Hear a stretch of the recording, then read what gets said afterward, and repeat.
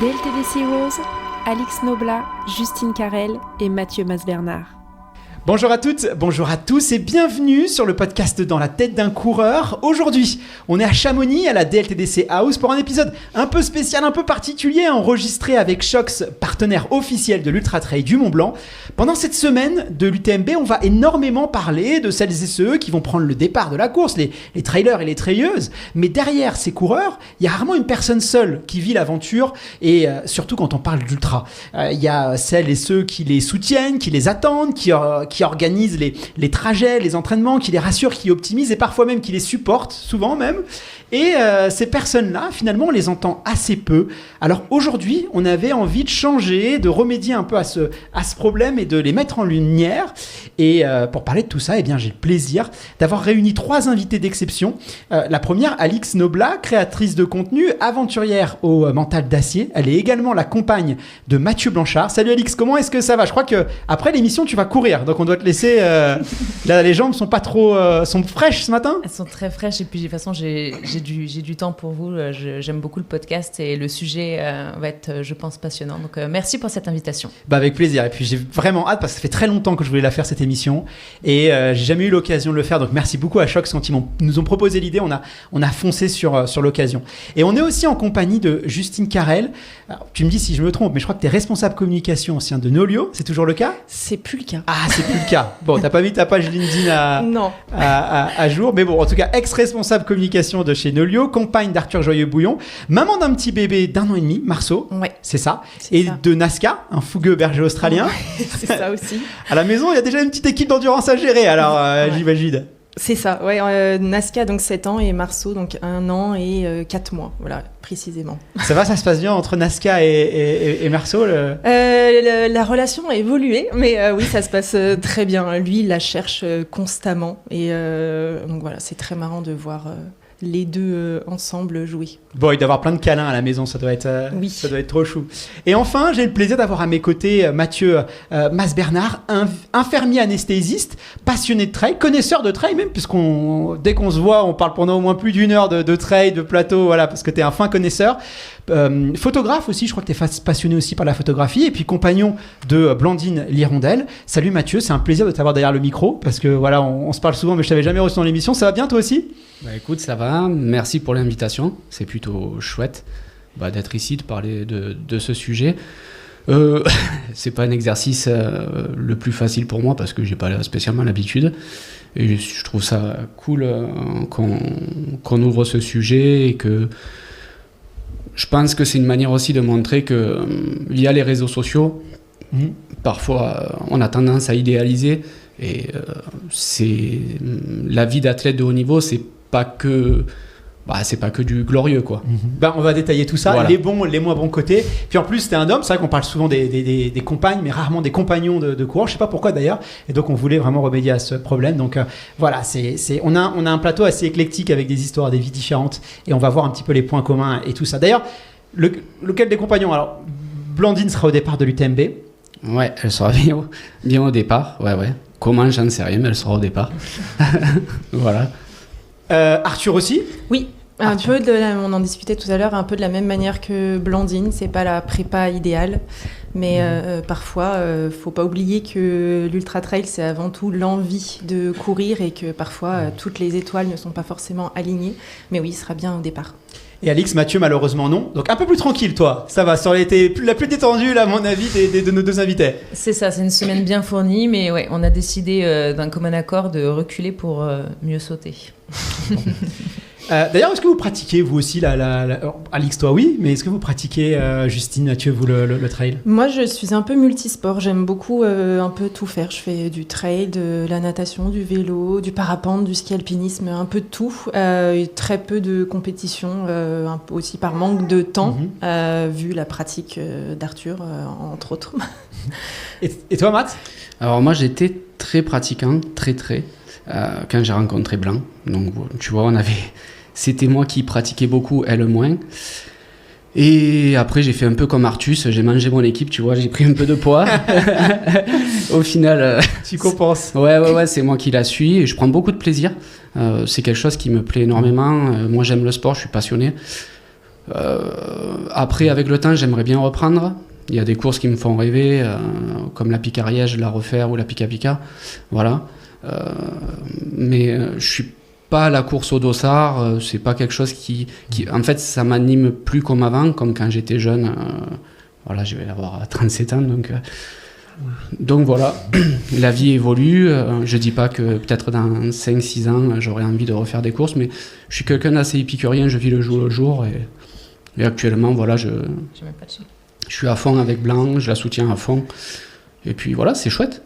Bah écoutez, avant d'entrer dans le vif, de rentrer dans vos histoires, en plus je sais que voilà, sur les ravitaillements, vous êtes tous les trois aussi très investis, parce que je vous vois moi sur les courses à chaque fois, donc on va vraiment rentrer dans l'avant, pendant et le après. Mais voilà, on va faire un petit jeu histoire de briser la glace aussi entre nous quatre. L'idée c'est assez simple, je vais vous donner des idées reçues de ce qu'on peut s'imaginer de la vie avec un ou une athlète de haut niveau, et vous me dites si c'est vrai ou si c'est faux. Et si vous avez des petites anecdotes, bah vous n'hésitez pas, c'est le moment là pour nous sortir un petit dossier. Est-ce que ça vous va ? Très bien. Allez, c'est parti. Voilà, vous répondez spontanément, tous les trois. Alors, vrai ou faux, à son retour d'entraînement, vous savez reconnaître en moins de 30 secondes si la séance s'est bien passée ou pas ? Vrai. C'était unanime, là. Très très vrai, ouais. Dans votre couple, le mot récupération a une place un peu excessive. Vrai. Faux. Moi, je pense que c'est équilibré. Ouais. Parce que Il n'y a pas des fois où vous voulez sortir et tout, et on vous dit ah non, là je suis en récup, ou je peux pas aller marcher, faire les. Non. Ça va ? Non. Toi, pour Blandine, par contre, la récup c'est important. Liliane, c'est quelqu'un de très cartésien, de très. C'est rigolo parce que Blanc, elle a eu 2 coachs dans sa vie, pas énorme. Hein. Il y a eu Fifi et Liliane. Et du coup, c'est quand même 2 philosophies bien différentes. Et Blanc, c'est vrai que c'est quelqu'un d'assez jusqu'au boutiste. Et ouais, après, avec ses qualités et ses défauts, ça amène du bien comme du moins bien. Et je pense quand même qu'elle aime bien que les choses soient à leur place. Vrai ou faux, vous avez déjà organisé un week-end entier autour d'une sortie longue ? Vrai. Vrai ou faux, vous avez développé des compétences en nutrition, maternelle, psychologie sans même l'avoir demandé ? Vrai. Vrai. Parce que vous êtes imbattable là, maintenant, j'imagine, sur trail, sur nutrition. Si je vous dis combien de glucides par heure, tout ça, vous avez dû, par la force des choses, vous avez dû vous y intéresser. Oui, forcément. Forcément, ça reste un levier de performance, faut être honnête. Souvent, on axe sur l'entraînement, le volume, mais plus en plus on allonge les distances, plus il y a d'autres leviers à mettre en place. Et je pense qu'on est souvent dans le faux d'ailleurs. Qui cuisine d'ailleurs à la maison ? À elle, direct. Moi, je voudrais bien savoir si Mathieu cuisine. Mais justement, je te réponds, c'est elle qui cuisine, c'est moi qui fais la vaisselle. Okay. Je te réponds, Et toi, je suis cash. Nous deux. Vous deux, ouais. Et c'est peut-être Arthur qui cuisine le plus souvent même. Parce qu'il y a aussi le régime alimentaire. Il faut Ouais. s'adapter un petit peu au régime alimentaire du sportif. Mais lui, il adore les quantités. cuisiner. Donc du coup, forcément... Et puis moi, j'aime la junk food, donc t'imagines bien, quoi. Ouais. Tu vois. C'est pas trop adapté. Ouais. Aux États-Unis, je saurais bien, tu vois. Vrai ou faux, quand votre conjoint ou vos conjointes vous dit « je vais courir, j'en ai pour 1 heure », vous savez que ça engage que lui ? Faux. Ah, c'est quand même précis. C'est rare que ça parte pour Ouais. 1 heure et il revient au bout de 2 heures en fait. Il est toujours pas là ou... Oui, vrai, faux. Enfin, ça dépend des moments. Mais c'est vrai que c'est assez rare qu'ils reviennent avant l'heure qu'il a dit. Vrai. Vrai ou faux, vous connaissez mieux son plan d'entraînement que votre propre agenda ? Faux. Faux. Ouais, on s'adapte. Ouais, faux. Et vrai ou faux, quand on part avec un ou une athlète de haut niveau, bah c'est jamais vraiment des vacances. Vrai. Vrai. Ah ouais, ça court quand même en vacances quoi. Moi, je suis pas d'accord parce que Mathieu, quand il a décidé d'être en vacances, il est en vacances. Il garde la course à pied en mode plaisir. En fait, il choisit ses vacances en fonction aussi de son plan d'entraînement. Donc, ouais, il voulait caler à chaque fois entre. voilà. Mais après, c'est pas. Il faut que le curseur plaisir, il le dit souvent, c'est qu'il faut que le curseur plaisir soit toujours poussé.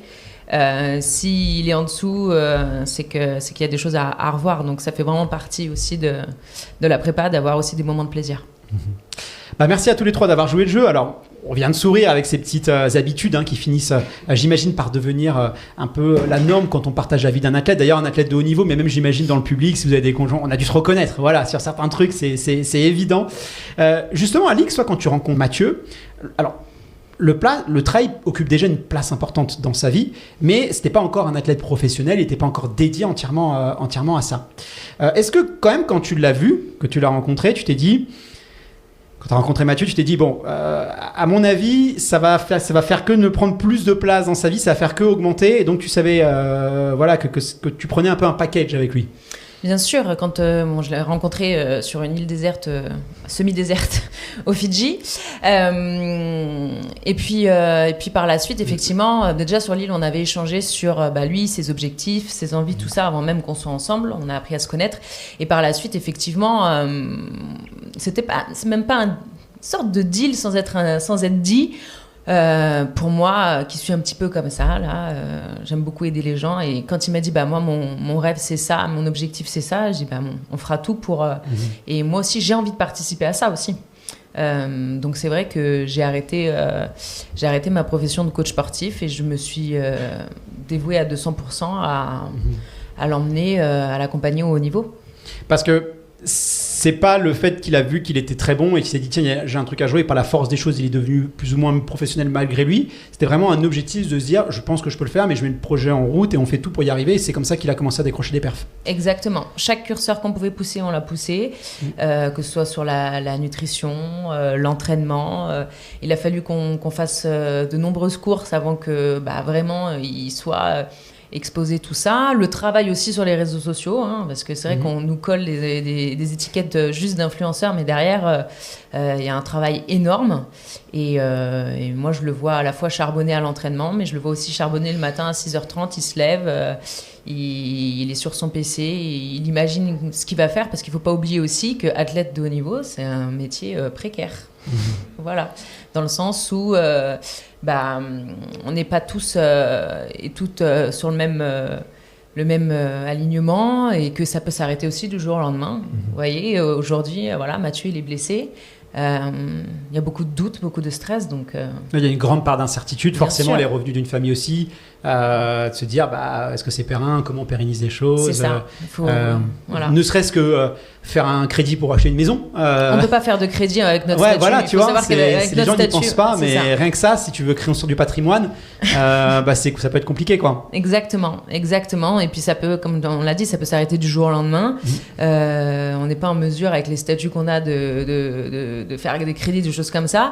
Et puis c'est pour ça qu'on capitalise sur les moments, qu'on donne de la visibilité aux marques, qu'on travaille sur la capitalisation de son image au moment, à l'instant T, pour préparer la suite si jamais il arrive quelque chose.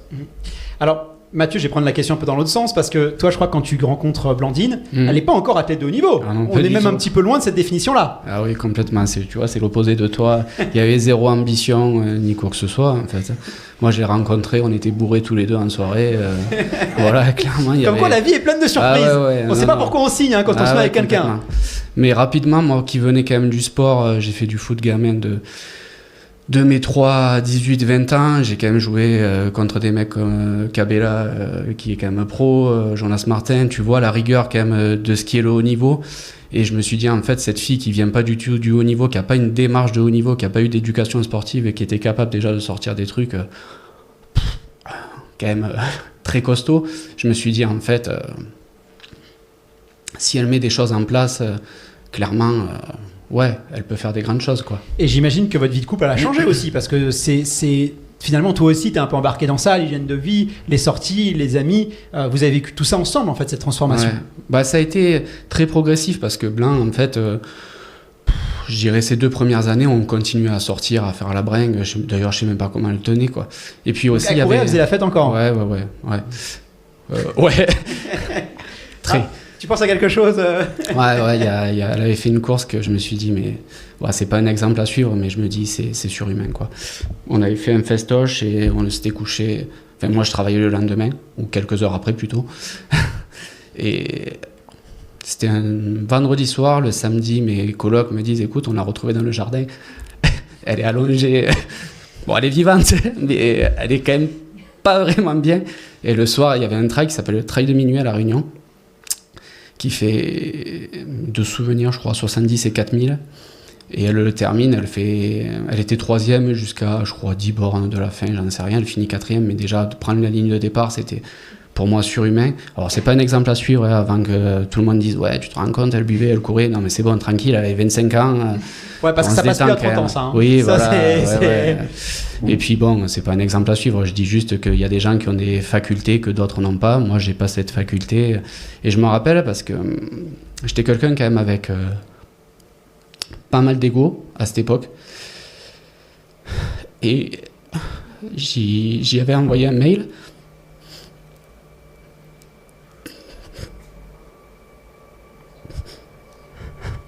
Ça va aller ? Tu repenses un peu à tout ce que vous avez traversé depuis le début et c'est là où on voit où c'est entier. C'est là où on voit que finalement le projet ça fait qu'un quoi, j'ai envie de dire. Ouais. Désolé, hein, c'est vraiment nul. Non, t'inquiète pas. C'est ce qui fait qu'on n'est pas des robots. Hein. Bah, en fait, de voir que, bah, voilà quand même, elle m'a transformé. Parce qu'en fait, elle a changé de mode de vie, mais ouais, mais même moi, tu vois, aussi... j'étais qu'un gamin. Putain, mais c'est ridicule, sérieux. Mais il n'y a rien de ridicule. Hein. Ce qu'on vit, il faut savoir que quand on est... juste pour laisser le temps à Mathieu de respirer, c'est que on met tellement de cœur... Même, je vais pas pleurer moi aussi, sinon on va être deux. Mais on peut pleurer dans cette émission, il n'y a pas de problème. En fait, voilà, c'est le défouloir. On n'est pas les machines. Hein. Non, mais on met tellement de cœur et c'est vrai que je comprends quand tu parles d'évolution, c'est que on se voit transformer, on part d'un point, il y a des hauts, des bas. En fait, c'est un ultra, mais un ultra aussi dans la vie avec toutes les émotions, tous les highs, tous les downs. Et c'est vrai que ça nous remet. On voit l'autre évoluer, mais on se voit aussi soi dans la tête, dans le mental, dans notre posture aussi changer. Donc, ouais, c'est ça. En fait, toutes les émotions sont décuplées et on vit avec eux toutes les émotions quand elles sont belles, mais aussi quand elles sont mauvaises. Et c'est ça qui est le plus dur, c'est qu'on est un peu les piliers et on est ceux qui sont pas touchés en premier, mais presque quoi. Ouais. Mais c'est pour ça qu'on aime le sport, parce que le sport c'est un concentré d'émotions. Pourquoi dans le cinéma on n'arrive pas à reproduire ça? Regardez, quand des réalisateurs, c'est très compliqué pour un réalisateur de filmer un match de foot, de filmer une compétition d'athlétisme. Aucun réalisateur n'aime faire ça. C'est pour ça qu'il n'y a pas de grands films vraiment autour du sport, parce que on a beau mettre le moyen qu'on veut, on a beau essayer de reconstituer le sport, on n'arrive pas à le recréer à l'élément, parce que c'est quelque chose de vivant, c'est quelque chose de naturel, c'est impossible de reproduire ça. Et ce qu'il faut se rendre compte aussi, c'est que y a beaucoup de hauts, il y a beaucoup de bas, la performance elle est fluctuante, la concurrence elle est de plus en plus énorme, et donc il y a énormément de hauts, il y a énormément de bas, et c'est une fluctuation qui est permanente, donc on est toujours en fait sur la corde sensible, et il y a aussi cette précarité, t'en parlais tout à l'heure Alix. Là j'imagine qu'avec l'UTMB ça va courir, tout le monde est un petit peu sur les tensions, il y a la fatigue, donc tout ça c'est-à-dire pas tout le monde peut le vivre. Je pense qu'il y a plein de gens on peut pas, c'est pas fait pour tout le monde. Non, totalement. Il faut avoir, je pense qu'il faut avoir les épaules pour le supporter.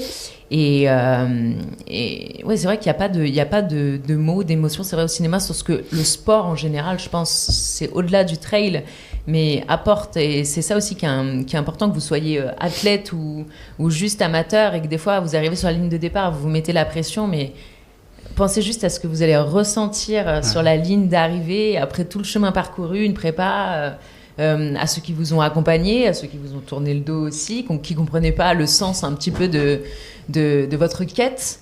Et c'est les émotions qu'on vit pendant, et pas j'ai fini 500e sur 1000 machin, on s'en fout, personne ne s'en souviendra. Voilà, moi je me souviens du dernier de la Diag, les émotions qu'il a eues, et quand il dira j'ai fait la Diag, qu'il fasse premier ou dernier, il y a une différence, mais qu'il fasse milieu de peloton ou dernier, le chemin qu'il a parcouru, les émotions qu'on vit dans ce sport, peu importe le statut qu'on a, plus de près ou de loin, c'est très intense. Et même pour les athlètes, il y a aussi ce côté où on embarque aussi avec soi dans les bons, dans les mauvais côtés, et je pense que même pour eux aussi, ils savent que finalement ils vous ont embarqué un peu malgré vous dans ce projet-là, dans les bons et dans les mauvais côtés, donc je pense que même pour eux, il y a forcément un petit peu de culpabilité aussi, je pense, des fois, de se dire putain, c'est désolé pour le gros mot, mais voilà, je me dis waouh, la vache, c'est quand même moi qui suis responsable de cette situation-là. Justine, chez vous, le trail aujourd'hui, il est complètement intégré à votre quotidien. Arthur, ça fait longtemps que c'est un sportif. En plus, il y a le ski. Puis en plus, c'est quelqu'un qui fait beaucoup de volume. Arthur, le connaissant un petit peu, il aime pas trop la coupure, lui. Je crois qu'il coupe pas beaucoup. C'est pas celui qui coupe le plus. Et c'est quand même dans ce mode de vie que tu as découvert, donc le mode de vie du haut niveau. Est-ce qu'il y a des choses que tu aimes, des trucs vraiment que tu adores, où tu prends du plaisir? Pour rejoindre un peu le discours qu'on avait là, c'est justement toutes les émotions que tu vis via le sport, que tu vivrais pas dans une vie entre guillemets lambda, métro, boulot, dodo, selon moi.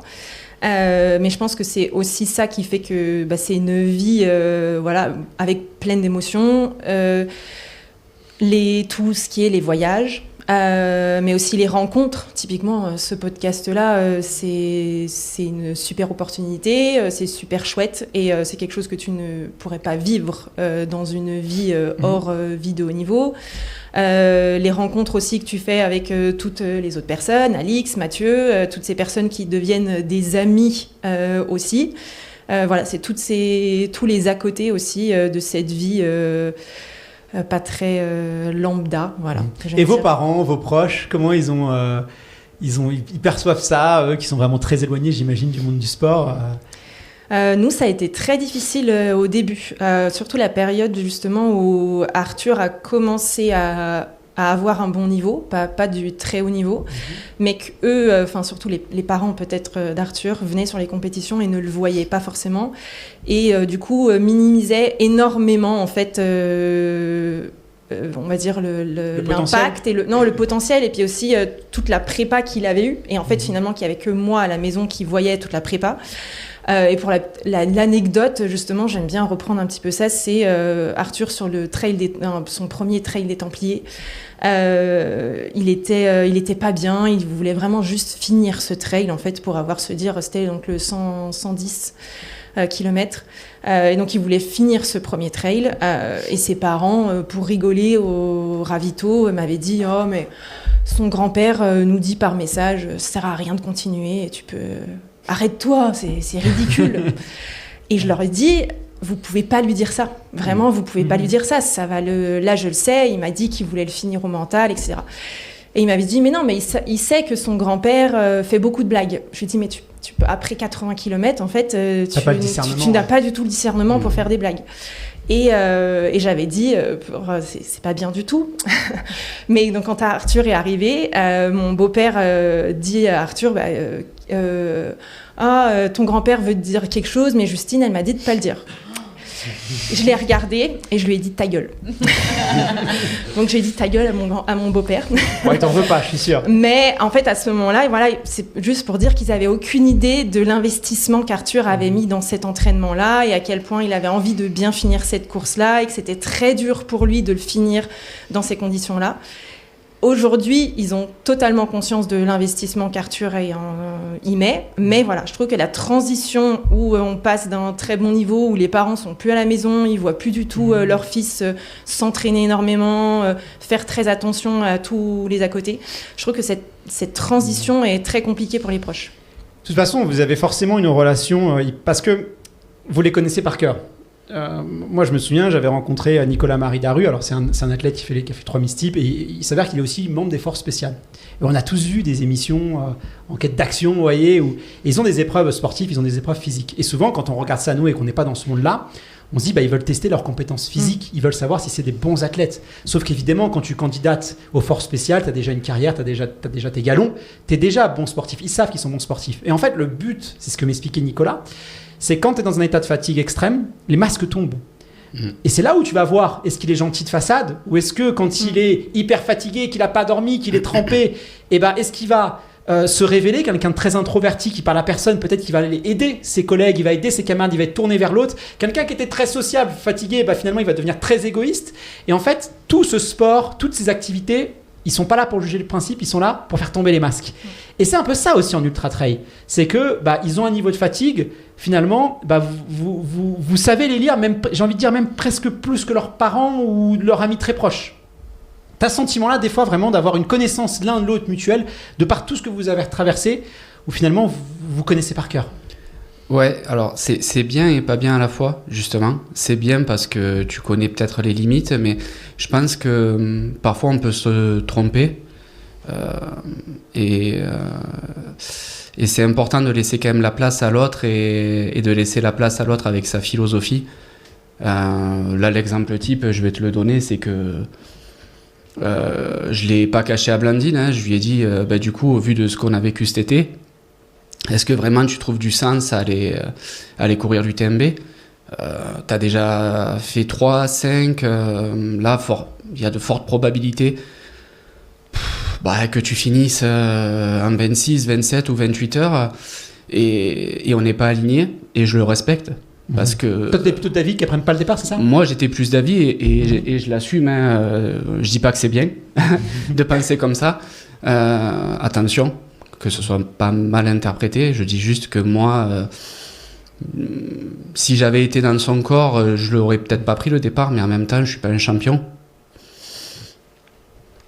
Et elle le voit différemment. Et c'est important aussi de le respecter. C'est pas parce qu'on partage pas les mêmes avis qu'on ne doit pas soutenir l'autre dans une situation dans laquelle on ne ferait pas. Il y a plein de choses que moi je fais qu'elle ne ferait pas et pour autant elle me soutient. Et ça, c'est hyper important de le respecter. D'accord. Est-ce que j'imagine qu'aussi il y a une notion, parce que vous pouvez les voir très mal, vous pouvez les voir fatigués, ou des fois où vraiment vous sentez que c'est peut-être mieux des fois de mettre le clignotant et d'arrêter parce que physiquement ils sont blessés, ils ont mal. Enfin, l'inquiétude aussi sur une courbe. Déjà moi, des fois je suis inquiet pour eux et je me dis waouh, là vraiment il est vraiment mal. Et vous de l'intérieur, on veut aussi les préserver, on veut aussi, tu vois, il y a aussi cette dimension-là qu'on n'a pas envie de voir la personne qu'on aime souffrir. Comment vous gérez ça aussi ? Nous, c'est quelque chose qu'on a géré, qu'on gère en amont des courses. On imagine différents scénarios et différentes attitudes à avoir selon les objectifs. Il me dit, là, l'objectif, c'est d'aller chercher le podium. Là, c'est de gagner. Là, je vais m'accrocher. Et puis, on fait en sorte effectivement de soutenir jusqu'au bout. Et je partage exactement ce que tu as dit, Mathieu. C'est qu'on peut très bien ne pas être d'accord, mais après, c'est eux les seuls... Ils sont décisionnaires. C'est ça, les seuls décisionnaires, tout à fait. De est-ce qu'ils vont prendre le départ, pas prendre le départ, leur récup, pas leur récup. Nous, on est là pour les soutenir et on peut très bien ne pas être d'accord, mais effectivement, parfois, il faut beaucoup d'adaptation. Et vous intervenez dans le choix des courses, des fois ils vous demandent vos avis, même des sponsors, des marques, des opérations. Il y a cet échange-là aussi, Justine, je ne sais pas si... Oui, on choisit. Au début, c'était très difficile de choisir les courses à deux, parce que du coup, justement, Arthur était un peu à dire je suis décisionnaire des courses que je fais. Mais en fait, il a très vite compris qu'à partir du moment où j'étais pratiquement autant impliquée dans le projet vie pro, vie perso, que forcément, fallait que je sois aussi, moi, décisionnaire. Et je rejoins donc vraiment 100% Mathieu et Alix là-dessus, c'est qu'ils doivent rester maîtres de leur vie pro et sportive. Mais ça m'est arrivé, donc là depuis le début qu'Arthur court, ça m'est arrivé qu'une seule fois de mettre un stop et dire non, cette course-là, je pense que c'est vraiment une très mauvaise idée. Pour quelle raison ? C'était quelle course ? Si tu peux contextualiser un peu. C'était vraiment une course de fin de saison qu'ils voulaient faire. Je me rappelle même plus, je sais pas si c'était pas la Saint-Élion ou quelque chose comme ça. Vraiment, j'avais dit non, là je pense que c'est ridicule de la faire. T'as envie, mais en fait aussi il y a le côté physique, donc il y a plein de fois où là, tu vois, par exemple, typiquement, moi, je rejoins Mathieu parce que si je devais donner mon avis, moi, pareil, je pense qu'Arthur, qu'il devrait pas prendre le départ. Mais je lui ai pas dit. Je lui ai pas dit, et c'est très difficile pour moi de ne pas dire ça, parce que du coup, je le vois la prépa est pas idéale, etc. Mais moi, en fait, là, pourquoi il devrait pas prendre le départ, c'est pas tellement une question de physique, de peur de blessure, etc. Parce que là, aujourd'hui, il est plus blessé. Mais c'est juste que moi j'ai peur du après. Et en fait, moi je suis la personne qui paie les pots cassés. Qui paie les pots cassés. Donc moi j'anticipe beaucoup. C'est aussi mon caractère de peut-être un peu trop anticiper, mais j'anticipe le côté de est-ce qu'il va être pas déçu de sa performance, et donc quelles sont les conséquences du après. Voilà, c'est ça qui est le plus. Comment ça se passe aussi Alors évidemment, il y a les performances, quand les athlètes gagnent, ils sont contents, on est sur un petit nuage, c'est génial, mais il y a aussi les moments plus plus difficile. Je me souviens d'un UTMB quand Mathieu abandonne. C'était saison 2023, je crois. Quand Vincent Bouillard gagne, c'était 2024. C'était il y a 2 ans. Voilà. J'avais reçu Mathieu. Mathieu, il avait les yeux rouges. Il était venu d'ailleurs. C'était très courageux de sa part parce que. Je pense que c'est le dernier endroit où tu as été retrouvé, c'est derrière un podcast, mais il m'avait fait l'honneur, la sympathie de venir. Ça doit être sympa l'ambiance à la maison à ce moment-là.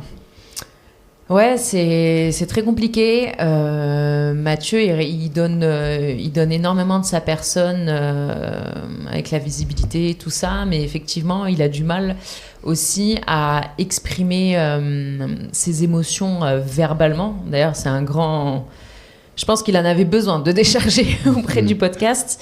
Mais parce que, voilà, après, il a eu besoin de prendre un temps pour lui. Moi, j'ai pris un peu de distance aussi pour pas être sur son dos. J'ai juste dit, moi, je suis là. Je suis là pour t'épauler. Je suis là pour t'écouter si tu as besoin. À ce moment-là, il avait juste besoin d'être, en fait, finalement seul. Et c'est quelque chose que je respecte aussi. Mais effectivement, ouais, c'est pas tout rose. Et puis des fois, si c'est des moments, c'est pas juste des moments après course, hein, c'est des moments qui peuvent faire partie d'une prépa, d'une déception. J'allais dire ça justement. Moi. Ouais. J'allais plus rebondir sur l'avant que l'après en fait. C'est-à-dire, ouais. Parce qu'en fait, c'est jamais un long fleuve tranquille, une prépa. Tout le monde a des petits pépins à droite, à gauche, et il y a de la peur. Ouais, il y a de la peur. Puis aussi, c'est qu'à un moment donné, tu te dis, elle est où la forme de plaisir quand t'as toujours un petit bobo à droite, à gauche. Mais c'est plus ça, je trouve, dur à gérer, moi, que l'après. L'après, en fait, j'ai presque envie de dire, c'est bon, le chapitre, il est bouclé. Le gros danger, enfin, je sais pas si vous, c'est pareil, mais le gros danger, c'est de dire, OK, il y a eu un pseudo-échec, parce qu'il ne faut pas avoir peur aussi d'employer le mot échec. Souvent c'est péjoratif, mais c'est pas... Enfin, tout le monde vit des échecs, on a tous vécu des échecs, on a tous rebondi, et voilà, c'est comme ça, c'est la vie. Mais de dire, ok, allez, ça s'est mal passé, bon, mais dans 3 mois, il y a une autre course, j'y vais. Et c'est ça un peu, je trouve, le gros danger, et que je reproche aujourd'hui au monde du trail, c'est qu'une saison, elle peut se dérouler de janvier à décembre, ce qui n'existait pas il y a quelques années. Tu vois, il y a une décennie de ça, t'avais 3 grandes courses majeures, t'en cochais 2 dans l'année, et voilà. Et là aujourd'hui, je trouve que les athlètes sont quand même surconsommés.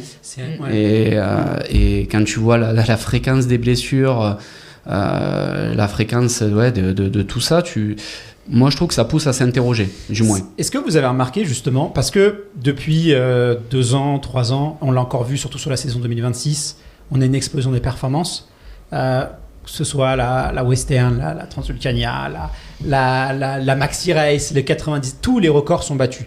Et c'est pas une personne isolément qui bat tous les records.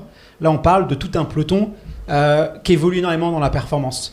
Pourquoi ? Parce que s'il y a beaucoup plus d'entraînement, parce que contrairement aux athlètes d'athlétisme où ils travaillent en Olympiade, au championnat du monde, donc c'est ce cycle de 4 ans, vous, tous les ans, j'ai envie de dire, la saison, elle est rejouée tous les ans. Parce que sur Ultra, c'est ce qui paraît pas, mais quand vous construisez une planification sur 4 ans, c'est ce qui se passe pour les Jeux Olympiques. Vous construisez sur 4 ans, limite même les championnats du monde, c'est une étape avant les JO, mais vous avez 4 ans de construction, donc vous pouvez vous permettre de moins vous entraîner, d'être moins fort, et donc psychologiquement pour un athlète d'athlète, c'est beaucoup plus safe parce qu'il a une fenêtre de se dire j'ai 4 ans pour me préparer. Et simplement, si je suis champion de France ou champion d'Europe, ça va me conduire à ce but-là. Et si éventuellement je loupais cette étape, qu'est-ce qui s'est passé ? Mais je peux réajuster avant le truc. Vous, non, c'est tous les ans. Est-ce que là, depuis 2 ans, vous avez remarqué quand même, je ne vais pas dire que ça devient toxique, mais que vu que les athlètes s'entraînent de plus en plus, les blessures, nous on les voit, les observateurs exposés, parce que là il y a ceux qui c'est officiel, mais il y a aussi les échos qu'on a, voilà des athlètes qu'on sait qu'on a des pépins et tout, et je crois que presque 80% du top 20 a un pépin physique. Est-ce que vous avez vu quand même cette course à la performance qui s'est vraiment accélérée ? Est-ce que vous l'avez senti ? Oui, moi je le vois déjà au niveau des chronos sur les courses. Ça va de plus en plus vite, sur de plus en plus longues distances. C'est hors norme. Et puis il ne faut pas oublier quand même que, en tout cas, l'ultra, je parlais de notre sport, mais c'est pas, à leur niveau, c'est pas un sport santé. Hein. Ah non. On n'est pas du tout dans le sport santé. On en rigole, mais après, drôle, parce qu'on parle de tout ce qui tourne autour de l'athlète, des troubles, etc. L'ultra, on n'est pas du tout dans le sport santé, que ce soit dans la tête ou dans le physique. Les gars et les nanas arrivent de plus en plus affûtés, se mettent hormonalement de plus en plus en danger pour arriver le jour J, être le plus sec, le plus performant, avec le plus gros volume pour essayer et ça tous les ans, hein. C'est ça qui est fou. Tous les ans. Et sur un cycle d'1 an, le corps, c'est pas quand tu prends 2 semaines de repos après ton ultra que tu as cicatrisé. Hein. Non. Donc il y a des facteurs, il y a des, que ce soit physiologique ou musculaire, tout ça, le corps prend vraiment cher, quoi. Justement, il y a aussi cette notion de... Est-ce que vous avez déjà eu peur ? Parce que ça nous est déjà arrivé, un tracker, tiens, il a disparu, il devait faire une sortie en montagne, il n'est pas revenu. Est-ce que des fois, vous vous êtes vraiment fait peur ? Vraiment, vous êtes inquiété pour sa vie, mais presque. Ouais, moi, elle avait fait la con. Hein. Vraiment, je suis désolé de le dire comme ça, mais c'était aux Étoiles du Sport. Il y avait une grosse tempête, mais vraiment, elle est partie, elle n'y était pas. Et je me rappelle, je vais courir, je crois que je suis allé courir avec Hugo Clément, et là je reviens, on me dit, bon Mathieu, t'inquiète pas. Je fais, bon, déjà, quand tu viens me voir et que tu me dis t'inquiète pas, voilà, je suis inquiet, qu'est-ce qu'il y a Blandine, elle est partie faire du ski de rando, mais là, en fait, elle est perdue dans le brouillard, grosse tempête de neige, et là, j'ai dit, mais c'est quoi cette histoire ? Elle a fait tout ce qu'il fallait pas faire, voilà. Mais bon, c'est la vie, hein, on a tous fait des conneries. Hein. Et du coup, c'était le directeur, je crois, de la station qui était d'une gentillesse absolue, mais vraiment, je le remercie 1000 fois, qui connaissait de par cœur forcément la station, qui lui a dit, écoute, repère-toi, dis-moi ce que tu vois à minima, essaye de te géolocaliser avec WhatsApp. Mais franchement, ça l'a sauvé WhatsApp. Hein. Elle s'est géolocalisée, mais là, il lui a dit, maintenant, tu vas à droite, tu vas à gauche, tu vois tel panneau, tu descends, et elle est rentrée, elle s'en est voulu. Parce qu'en plus, juste avant, elle fait un podcast, je m'en souviendrai toute ma vie. Elle fait le podcast avec Hugo Clément et Mathis Dumas pour expliquer les risques de la montagne et qu'est-ce qu'il ne faut pas faire. Ouais, merci Blandine, tu as été le contre-exemple un jour après, quoi. Tu vois. Mais ouais, des peurs. Et puis sur les courses, forcément, je pense qu'on a tous, tu parlais tout à l'heure, cette inquiétude de l'après, d'anticiper les problèmes, tout ça, on a tous cette inquiétude. Moi, je suis inquiet quand ma chienne, elle est pas à 3 mètres. Alors imagine, quand Blandine, elle donne pas de nouvelles. Ça arrive à Justine aussi ? Sur les courses, tout le temps. Vraiment, ça serait mentir de dire que je me suis jamais inquiétée au moins une fois, même quand la course passe parfaitement. Tu t'imagines forcément, tu te dis, en fait, tant qu'il a pas passé la ligne d'arrivée... Tout peut se passer. C'est vraiment le principe d'un ultra. Mais tout le temps, enfin, je veux dire, moi, je suis stressée, j'ai la boule au ventre, pas tout le long, mais pratiquement. C'est pas pour rien que tout le monde à chaque fois me dit c'est bien, à tel endroit, t'auras le temps de dormir. Je dis dormir, mais à quel moment c'est impossible. Je et puis suivi de course, c'est un sport en soi. Oui, puis je suis beaucoup trop angoissée et stressée pour dormir, pour manger, pour faire. Je vis l'ultra. C'est hyper intense à ce moment-là. Donc oui, sur les courses. À chaque course, vraiment. Moi, c'est rigolo, j'ai décidé de le vivre totalement différemment cette année, tu vois. C'est pas moi qui gère les ravitaux, c'est son coach. Non, mais c'est vrai, et du coup, j'ai juste à penser à conduire, j'adore la photo, donc j'avais vraiment envie de faire de la photo un peu de tout le monde. J'avais vraiment envie d'avoir ce poids en moins et de me dire, putain, ça fait 7 ans qu'il y a le haut niveau et tu l'as jamais vécu comme ça, et j'ai vraiment envie de le vivre une fois comme ça, quoi. Voilà. Justement, en assistance, l'athlète, voilà, votre compagne, il arrive. Est-ce qu'il faut le rassurer, l'encourager, simplement vous montrer pas vous montrer votre inquiétude? Comment vous gérez justement? Est-ce que vous vous adaptez? Vous avez dû développer une sorte de forme d'intuition maintenant. Comment ça se passe justement concrètement? Moi, je dirais que c'est un peu la même chose que quand tu les vois rentrer de l'entraînement, où tu sais si en 30 secondes, tu disais si ça va bien ou pas. Là, sur chaque... je sais que c'est pareil pour Mathieu et Alix, on en a parlé plein de fois. Hein. En 3 secondes, en arrivant, on sait si tout va bien, si ça va pas, s'ils ont pas assez mangé, chaud, froid, etc. Donc oui, bien sûr qu'il y a de l'intuition qui rentre là-dedans, et il faut montrer son inquiétude, c'est le truc à ne surtout pas faire. Et même si tu es inquiet, il faut pas le montrer. En fait, c'est le dernier truc à faire. Eux, ils n'ont pas du tout besoin de ça. Ils ont besoin que tu sois là, que tout aille bien. Après, chacun a ses stratégies différentes. Nous, je sais que on parle le moins possible parce que en fait il arrive et il est ça fait 4 heures qu'il est en montagne solo, il arrive déjà, il y a des flashs, il y a de la lumière de partout, je pense que pour le cerveau c'est quand même assez intense.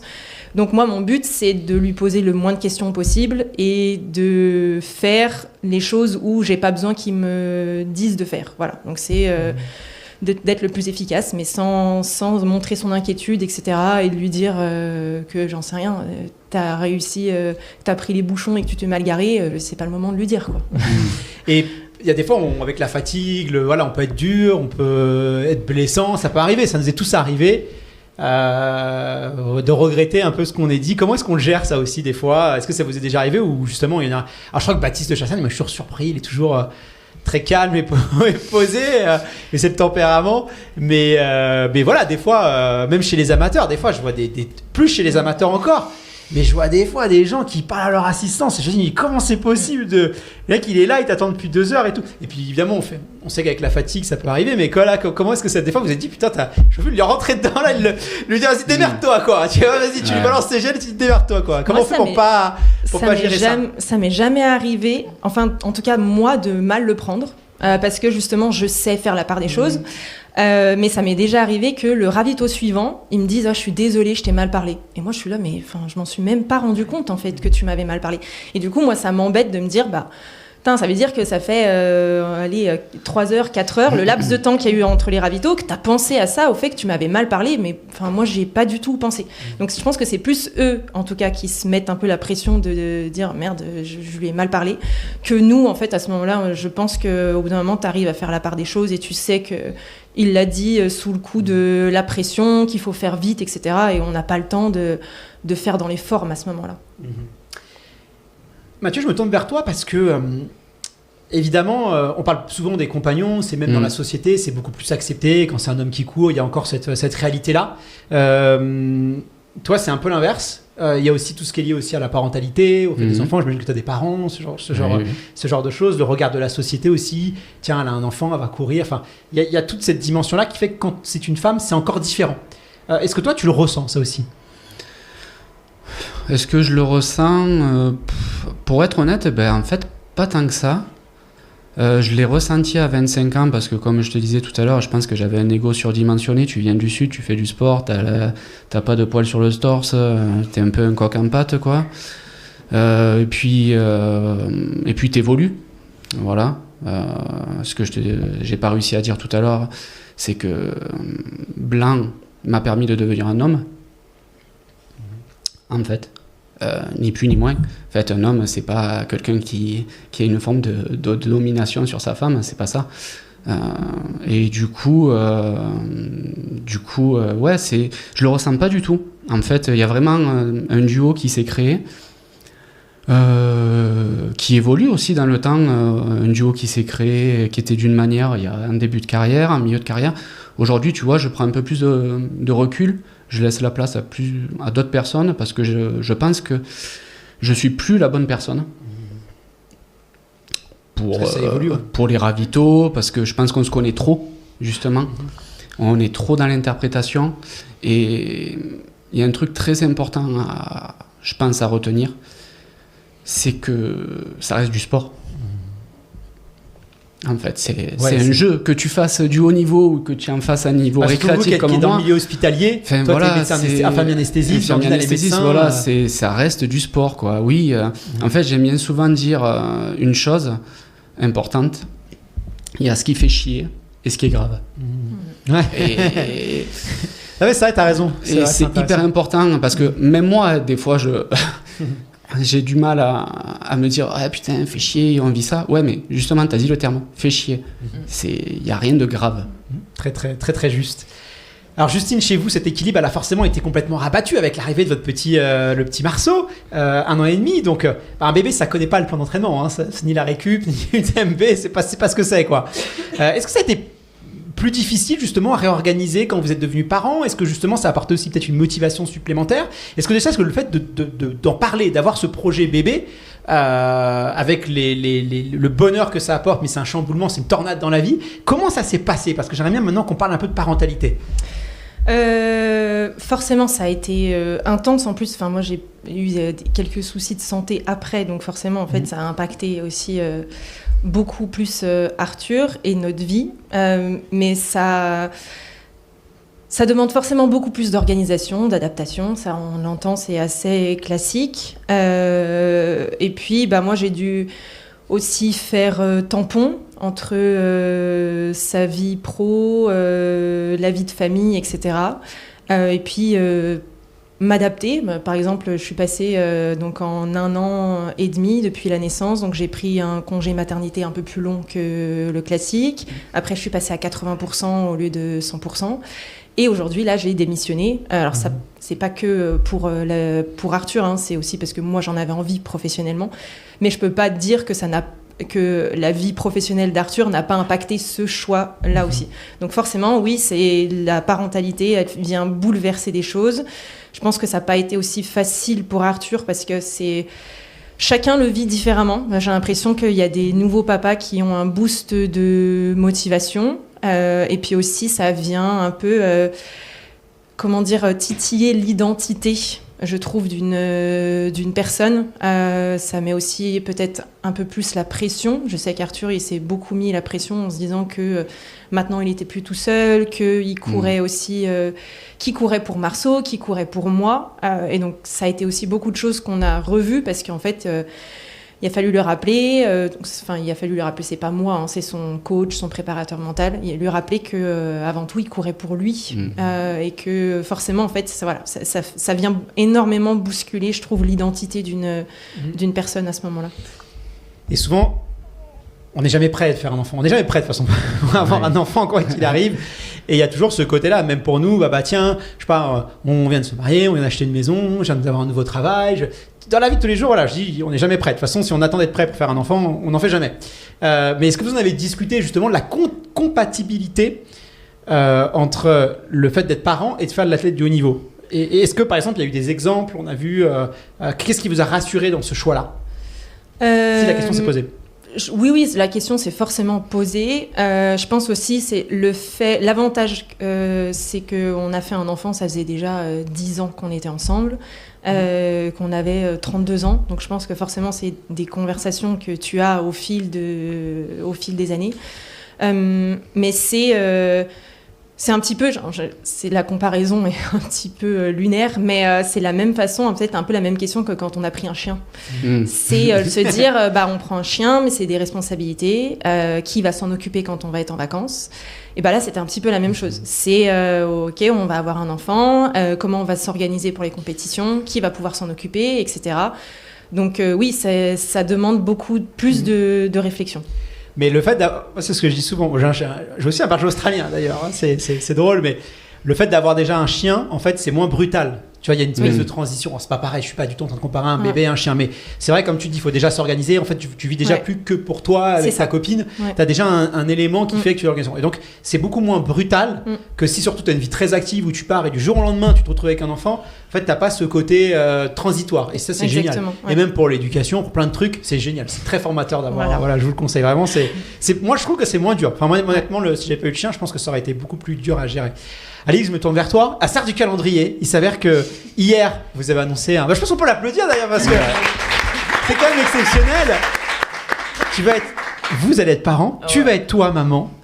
Bravo déjà, parce qu'en plus je sais que vous avez mis beaucoup de temps et d'ailleurs c'est aussi un message que je vais envoyer à tous ceux qui nous écoutent parce que voilà, moi aussi ça a mis du temps avant que je sois papa. Je sais la galère que c'est, je sais les questions qu'on se pose et je sais à quel point quand on a envie d'être parent, c'est dur.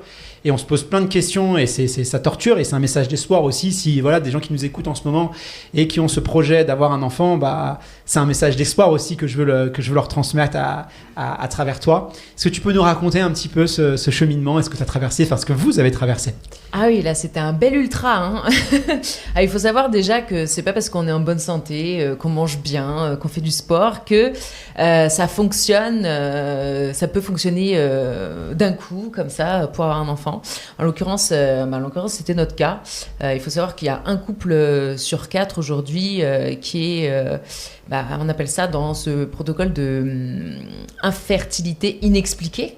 Alors, ça veut pas dire que vous n'êtes pas fertile, mais ça veut dire que vous n'êtes pas compatible, c'est juste que la connexion, il n'y a pas le Bluetooth à l'intérieur, là, ça se fait pas. Et effectivement, alors nous, on n'a pas eu la discussion en amont de ce que ça va nous chambouler ou pas, d'avoir un enfant, parce qu'on a eu le temps de s'y préparer, du coup, entre les premiers essais, naturellement, puis après le parcours de PMA, qui vient aussi, doit s'intercaler dans une saison en compétition. Alors, les protocoles, en l'occurrence, ils sont beaucoup moins impactants pour les hommes que pour les femmes, mais ça demande quand même du temps et de l'implication. Et de la santé aussi, hein. Oui. Ça marche mieux que quand on est quand même sportif, ça marche mieux que si on fait la fête, on boit et on fume et compagnie. Mais voilà, il a fallu s'adapter. Puis moi, effectivement, j'en ai parlé de manière très transparente avec mes partenaires. Il y en a qui ont quitté le navire, il y en a qui sont restés. Encore là, à ce point-là? Oui. C'est fou quand en même. 2026. Oui. C'est encore... On veut des noms, balance-les, allez, c'est bon, on les balance. Chocs sont encore là, oui. Merci Chocs. Et puis voilà, il y a eu... moi, pour ma part, là, en tout cas, ça me concerne moi, c'est que je suis créatrice de contenu sur les réseaux sociaux. Et moi qui, de base, enchaînais les dossards, donnais de la visibilité aux courses, etc., de mon Ironman l'année dernière, d'un coup, il y a eu un gros down où, en fait, j'ai commencé à faire mes premiers protocoles et puis je disais rien parce que j'avais, en toute transparence, pas envie de conseils non sollicités sur les réseaux sociaux. C'est bien aussi de s'exposer. Mais il y a des moments, faut aussi garder des choses pour soi et voilà, j'avais pas envie qu'on me plaigne, j'avais pas envie de tout ça. Et puis voilà, j'ai fait de nombreux... On n'entend plus le retour. Vous nous en êtes toujours? C'est bon? Pardon, c'est moi qui me suis éloignée, excusez-moi. Donc il y a eu de nombreux protocoles et puis au bout du 1, 2, 3, 4, 5 protocoles, au bout du 5e... Ça a mis combien de temps justement de l'envie de faire un enfant, la décision de se dire on s'y met à aujourd'hui? Quasiment 3 ans et demi. Ouais. Donc c'est un long chemin. Ouais. Après, je pense à tous ces gens qui mettent 10 ans, qui sont obligés de partir en Espagne parce qu'en France, au bout d'une certaine tentative de PMA classique et fécondation in vitro, PMA, c'est le protocole où on vous aide médicalement. Et après, voilà, il y a plusieurs choses dans la PMA et puis je vous invite vraiment à vous renseigner et à pas attendre avant de faire les tests. Parce que, comme je vous le dis, c'est que souvent on se dit « Ah mais oui, j'ai le temps encore d'y réfléchir », mais vous savez pas comment ça se passe à l'intérieur. C'est vraiment des tests très, très sélectifs et très pointueux. Poussé, ouais. Voilà, tout à fait. Donc voilà, ça a mis 3 ans et demi, et puis enfin, la consécration. Maintenant, j'attends, je réalise même pas moi, même en ayant vu l'échographie... me dire ah ouais, j'ai ça à l'intérieur là. J'arrive pas à réaliser parce qu'en fait j'ai eu tellement déçu, tellement de tests négatifs, tellement. Il faut savoir que Barclay là, la veille de partir à la Barclay, je savais que j'étais pas enceinte, déception. Et puis derrière, parce qu'à chaque fois, il y avait l'attente et à chaque fois, il y a ça. Et puis à chaque fois, à un moment donné. C'est ça. À chaque fois, il y avait un gros événement sportif et puis je venais de savoir que c'était pas. Et puis derrière, je dirais que je le dis à Mathieu et puis allez, on passe à autre chose, etc. Et il faut garder le smile, il faut faire les photos et les machins. Et à chaque fois, j'ai appris mes pires déceptions juste avant des gros événements où j'étais là, allez, fais le sourire, etc. Donc c'est pas évident. Donc voilà, je vous invite à vraiment à vous renseigner, à savoir, à vous diriger vers des organismes adaptés pour savoir si ça fonctionne bien ou pas, si le cas échéant, vous voulez des enfants ou pas d'ailleurs. Et comment vous avez vécu ça, l'annonce, quand tu lui as annoncé que... Tu peux nous raconter un petit peu si c'est pas trop intime, hein? Non, pas du tout. Non, pas du tout. Il faut totalement lever le tabou là-dessus. C'est quand même des beaux moments. Bien sûr. Magiques. Et en fait, on n'a eu aucune réaction. Parce qu'en fait, c'est on la y sécurité, croit... le premier test, le corps, il se protège, quoi. T'y crois pas, quoi. T'y crois pas. Et encore maintenant, là, t'aurais vu les deux là devant, il y a complètement gaga.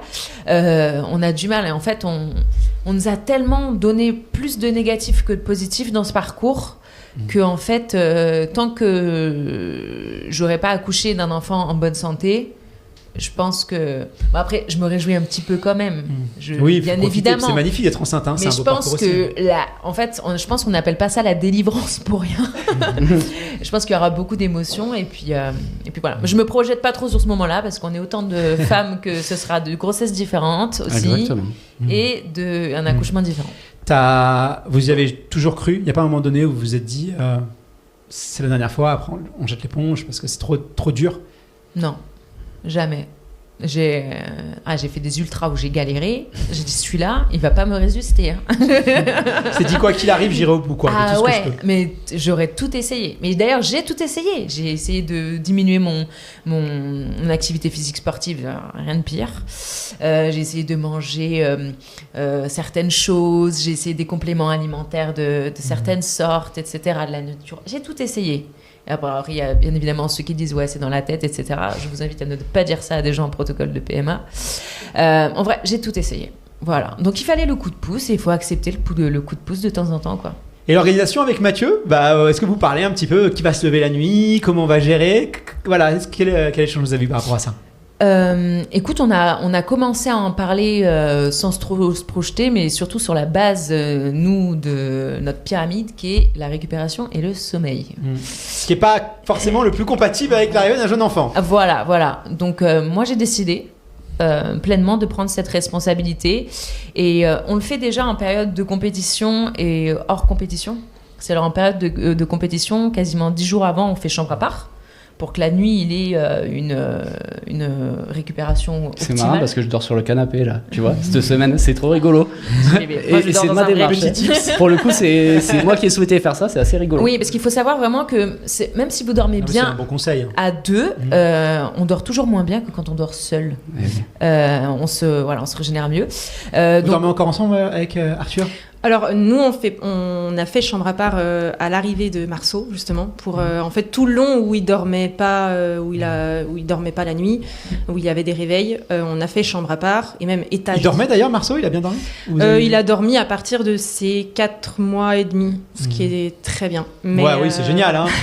C'est très bien. En fait, moi j'aime tellement dormir, Arthur aussi, qu'on a vraiment on s'est formé sur le sommeil, etc. Et meilleure chose à faire, je pense.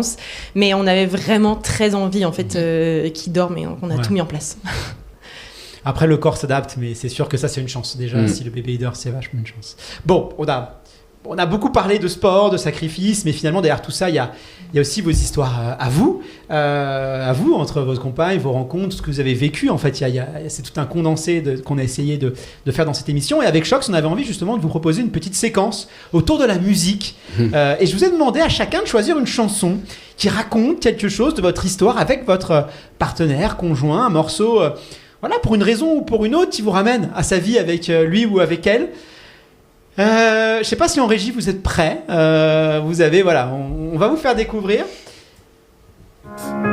Vous êtes nos muses, nos Mathieu, influences, notre motivation et nos vices. Vous êtes Simone Veil, Marie Curie, Rosa Parks, Angela Davis. Vous êtes nos mères, vous êtes nos sœurs, vous êtes caissières. Mathieu, t'as choisi Grand Cœur Malade avec Mesdames. Pourquoi cette chanson? Nous on vacille pour votre flamme. 2 secondes. Comment ne pas être en admiration et sans commune mesure pour celle qui porte et fabrique pendant 9 mois peut l'arrêter, là.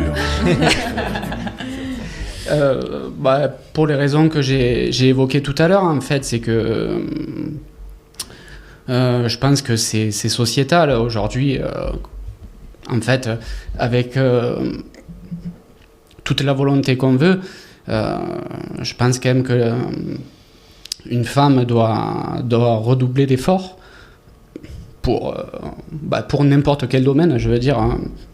On va prendre un sujet, je vais me justifier face à un sujet, mais c'est malheureux, mais une femme qui est à côté va devoir redoubler de justification parce qu'on va peut-être pas lui accorder la même crédibilité, et ça, je trouve ça super fort. Dans le sport, il y a encore des injonctions, clairement, je veux dire, à niveau équivalent. Un athlète homme gagnera plus qu'un athlète femme, ça c'est clair. Encore aujourd'hui, et puis j'ai pas honte de le dire, la place dans la médiatisation. Même là on le voit sur l'UTMB, il y a un plateau féminin et personne n'en parle dans les médias. Et moi j'avoue que je milite en ce sens pour l'aider, parce que je trouve que c'est injuste. Et comme l'injustice c'est quelque chose qui m'agace, du coup je la soutiens dans ce domaine. Et puis clairement les femmes portent beaucoup plus de difficultés. Là tu as abordé le sujet de la parentalité. on va prendre un cas typique, demain on devient parent. La grossesse de Blandine, souvent en fait, on dit c'est 9 mois une grossesse, c'est pas vrai, c'est pas 9 mois une grossesse. C'est pas vrai. Derrière, il faut revenir. Tu sais pas comment l'accouchement va se passer. Tu sais pas comment tu vas accueillir l'enfant. Oui, voilà. Et puis, moi, je vais te dire, Blandine, elle est gynéco, donc je pense quand même qu'elle connaît un petit peu le sujet. Quand elle pose la question post-accouchement aux femmes, comment vous vous sentez, 9 femmes sur 10 vont répondre, le bébé va bien. Et quand elle repose la question, vous allez comment? En général, elles se mettent toutes à pleurer, quoi. Parce que, en fait, ça bouleverse l'arrivée d'un enfant. Les nuits, tu parlais des nuits, on vit tous les choses différemment. Le sens des priorités, tout ça. Donc, moi, c'est quelque chose que j'ai toujours dit. Choc, c'est au courant. Hein. on a forcément une volonté de parentalité. Et s'il y a une chose qui me ouais, je pense que ça me mettrait très en colère. C'est cette injonction de dire, ok, en fait, vu que tu veux un enfant, tu comprends, la suite, elle est un peu compliquée. Alors qu'un homme, lui, il n'est pas concerné par ça. L'homme, en fait, avec toutes les difficultés que peut avoir l'arrivée d'un enfant, hein, parce que tu dors moins, parce que tu es inquiet, tout ça, tu ne vis pas une grossesse. Il n'y a pas de modification physiologique. Il y a peut-être des modifications psychologiques, parce que forcément, ça bouleverse. Enfin, moi, je sais que ça va me... Enfin, je le sais déjà en avance, quoi. Voilà. Mais malgré ce, c'est comme ça, c'est physiologique, on ne le vit pas de la même manière. Un athlète homme peut continuer sa carrière pendant la grossesse de sa femme. A contrario, une femme va peut-être pouvoir courir si la grossesse elle est physiologique, si elle en a envie aussi, parce qu'il faut qu'elle en ait envie. C'est pas une injonction, c'est pas parce que sur les réseaux sociaux on voit plein de femmes qui vont aller courir que demain tu te dis putain mais moi j'ai pas envie d'aller courir là, du coup c'est pas normal. Si t'as pas envie, t'as pas envie. En fait tu peux juste aller marcher, promener ton chien et t'as fait une activité physique et c'est très bien. Tu l'as très bien dit tout à l'heure, il y a autant de femmes que de vécus de grossesse. Et ça, c'est hyper important de le dire, et c'est hyper important parce que les réseaux sociaux, c'est très bien, parce qu'on apprend plein de choses dessus, si on est curieux, mais on peut vite se sentir isolé en se disant « Purée, mais en fait, moi, ma vie, elle est pourrie, je comprends pas. Pourquoi les autres pensent comme ça alors que moi, je pense tout le contraire ?»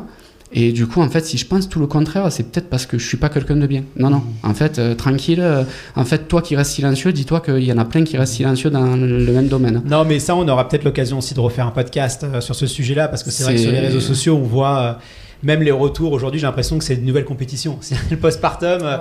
Tu vois, à 3 mois, on met des photos tu vois, je suis déjà en forme, j'ai repris le sport et c'est vrai que c'est bien parce qu'on est un peu dans l'effet inverse, quoi. Maintenant, je trouve que c'est limite, faut commencer à courir jusqu'à 8 mois, 3 mois après, la créatrice de contenu, ils nous remettent la shape et tout, alors que non, voilà, ça dépend, il y a plein de choses qui à faire que...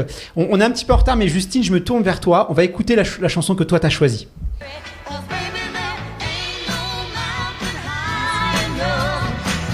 T'as choisi Marvin Gaye. Pourquoi cette chanson ?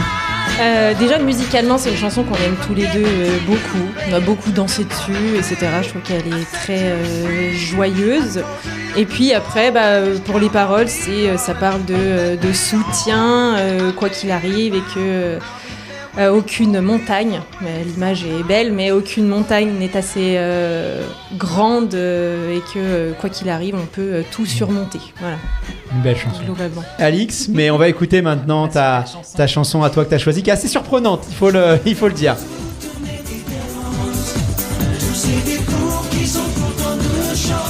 Je te donne, mais alors version What's Apart, hein, pas de... Voilà, parce que sinon ça marche pas. Elle va bien préciser, hein, c'est la version What's Apart. Elle préfère la composition. Pourquoi d'ailleurs ? En fait, accompagner l'autre dans ses objectifs, c'est donner. Le son. Pardon. Non, désolé, je disais.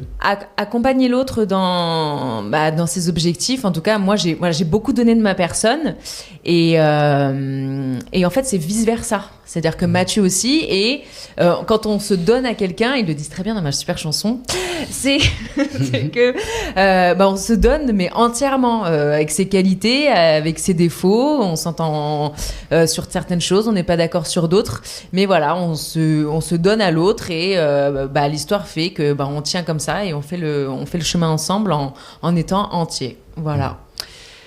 Merci beaucoup à tous les trois. J'ai passé un super moment. Alors, je sais pas le public, je sais pas nos auditeurs si vraiment, mais moi j'ai passé un très très beau moment. En plus, je lance la saison des podcasts à l'UTMB avec vous et voilà, franchement, c'était un beau moment de douceur, de sincérité, d'honnêteté, à cœur ouvert. C'était extrêmement touchant. Merci beaucoup à Shox aussi de nous avoir rendu cet épisode possible. N'hésitez pas à aller faire un tour sur le site Shox. Il y a plein de nouveautés si vous voulez vous aussi écouter Je te donne des What's Up Part sur vos sorties longues. N'hésitez pas. En plus, on a 10 € de remise avec le code podcast 10. Donc n'hésitez pas à l'écouter. Bonne UTMB, c'est la dernière ligne droite. Justine, Mathieu, Alix aussi, bonne UTMB. Je vous souhaite beaucoup de courage pour les supporter dans les bons et les mauvais moments. Merci et puis que ça se passe très bien. On a un petit peu débordé, donc désolé. Merci à toutes celles de nous avoir suivis. On se retrouve dès lundi matin pour l'épisode spécial débriefing de l'UTMB avec on va recevoir celles et ceux qui ont fait la course. On va vivre un UTMB incroyable, donc suivez-nous sur les réseaux sociaux. Vous pouvez les retrouver aussi nos invités parce qu'ils sont tous présents sur Instagram. On mettra les liens de leur Instagram. Si vous voulez leur envoyer un petit mot de soutien, n'hésitez pas. Que la fête de l'UTMB commence et je vous dis à très vite. Merci beaucoup, on peut les applaudir. À bientôt. Merci.